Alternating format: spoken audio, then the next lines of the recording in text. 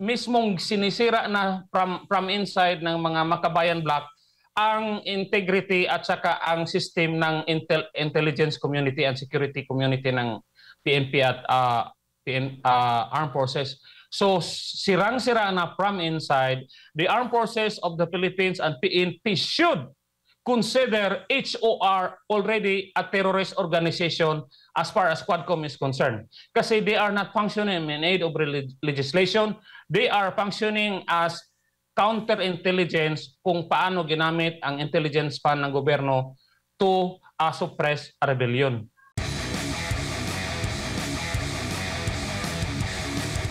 Ang nakikita natin ngayon sa Quadcom ginawa nilang circus yung buong bansang Pilipinas. Ginawa nilang kangaroo court ang Quadcom, ginawa nilang hound dog ang Quadcom to become a political persecutioner sa kalaban ng mga Marcos at Romualdez. Alam ng buong Pilipinong bansa na ang Quadcom ay wala silang ginagawa sa investigation kundi i-divert yung real issue ng ating bansa. Alam ng buong Pilipino na ang purpose nila is to just persecute and eliminate the Dutertes for the 2028 election. Yung pinaka nakakagalit sa mga netizens, yung tingnan mong mga general na parang ginawang basang sisiw, pinapahiya, binubuli in front of the world, in front of cameras, na walang kalaban-laban, tapos kahit na nagsasalita in good faith, sinasabihan na nagsisinungaling tapos kulong agad. And this is not, hindi to ordinary case because yung Quadcom member na si Paduano is an ex-rebel. Mayabang siya na dati siyang Alex Bongcayaw Brigade member, which by law, he is liable and responsible by through conspiracy. Lahat ng napatay, lahat ng crime na nagawa ng Alex Bongcayaw Brigade is also, he is guilty. Yang si Congressman Paduano. Tapos, ito siya ngayon, nakapuslit through machinations ng party list, naging congressman ang ex-rebel. Walang pardon, parang kumbaga, okay, I killed many soldiers, I killed many policemen, tapos suddenly maging congressman ka. And not only just a congressman, a corrupt congressman who has the balls to disrespect the whole uniformed organization, Armed Forces of the Philippines, Police, PNP, at ipapakulong ka without due process. Constitutional violation yan. Tapos hindi lang basta-basta ang pinapakulong ordinaryong tao, matinong retired general. So nagagalit ang mga Pilipino. Sabi ng mga kaibigan natin, mga kakilala natin, ano mang nangyari? Talaga bang walang kalaban-laban mga general natin? Binubuli lang ng ex-rebel? Nakakagalit at parang ginawang clown yung mga general natin. Tapos, bakit nung pumunta si Duterte, President Digong, tsaka si Sara, hindi nila makontempt? Yun lang mga alay. So it becomes a circus na talagang tinitest nila ang buong Pilipinong bansa to the limit. Ano ba ang kaya natin gawin? Ayan, sinampulan ng general. Kung kaya nilang pagsasampalin sa harap ng buong mundo ang isang ex-general na matino, wala na silang sinasanto. Kaya panawagan ng mga netizens, mga general, mga active PNP members, active generals, active PNP and Armed Forces, sir, ipaglaban naman natin ang dangal natin. You are mandated by law to protect the people, but if you cannot protect your honor and dignity from an ex-rebel na questionably, ang alam ko may pending warrant of arrest yan, parang iniihian ang libingan ng mga hero natin. Sir, kumilos na tayo. Ginawa nila tayong mga clown, ginawa nila tayong parang pinaglalaroan lang tayo. Wala ba tayong magawa? Kaya nga binigyan ng Armed Forces at saka PNP ng mga armas dyan eh. Dahil they are the force supposedly. Tapos itong si Paduano ang yabang-yabang, ipapakulong ka lang ng walang due process. Ano nangyari sa courts natin? Yun ang sentiment ng mga Pilipino. Tsaka it appears na nakita mo ba yung Sir Jun, yung tinawanan nila yung pag-contempt kay Colonel Grijaldo? Yung parang pinasa yung corona, yung si Congresswoman Zamora ang nag-move to contempt. Tapos inasahan daw, sabi ni Kong Barbers na yung inasahan niya ang magpapakontempt si Congressman Paduano.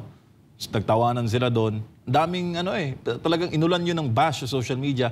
At ang PNP, tila tahimik ngayon dahil aktibong opisyal itong si Colonel Grijaldo. Yun ang pinaka masamang imahe ng Quadcom na ginawa nilang circus yung entire Philippine country into a political circus. Tapos yun pang Quadcom na walang alam sa batas. At any given day, ibigyan mo yan ng basic exams ng second year law students na exams about political law, walang papasa dyan. Dahil hindi nila alam yung mga basic rights ng tao eh. Ang alam natin sa Constitution, binigyan ng Constitution ang House of Representatives and Senate to have the power to investigate in aid of legislation. Pero napakalinaw sinabi ng Constitution, they have to give utmost respect to the human rights which is safeguarded and guaranteed by the Constitution. Tapos ito na ngayon, ang House of Representatives na ang nagiging cuddler ng ex-rebel convicted people. Hindi lang ganon, binigyan pa ng power to mock our whole institution, whole government institution. Tapos ito ngayon, ang pinakasampulan nila, mga ex-rebel, mga ex-general, ang nagko-contempt ng mga general. Opo. At saka yung Makabayan Bloc, Sir Jun, alam naman natin, naunang pinangalanan niya ni former President Duterte na mga kalaban ng bayan. At ngayon, silang maingay sa politika. At mukhang sila nagdidikta o nagkukumpas sa mga ganap sa mababang kapulungan dahil meron silang ginawa, nagre-react na lang yung Kongreso. Yes, yun ang dapat maintindihan ng armed forces natin sa PNP na ang HOR technically is no longer an organization that serves the interest of the people. They are already guilty of cuddling criminals and rebels, active rebels, who are actively destabilizing the government at this very moment. Yung mga nakukuha ng mga party list na Makabayan o Makabayat ba yan or Kamatayan Bloc are used to finance the armed struggle against the government. Dapat makita yan ng mga general natin sa PNP dahil sila lang ang pinagsasabong. Imaginein mo, binubuli ka ng Makabayan Bloc na mga kadre ng NPA. Tapos parang general ka, kaya nga tinatawag ka general because you are high ranking. Tapos pinapakita ng mga Makabayan Bloc na pinapahiya nila o ipapakulong ka lang na kalaban mo. Kalaban natin to si Paduano, kalaban natin yan si Labrosas, kalaban natin yan si Acting Chair Representative sino ba yan? Castro.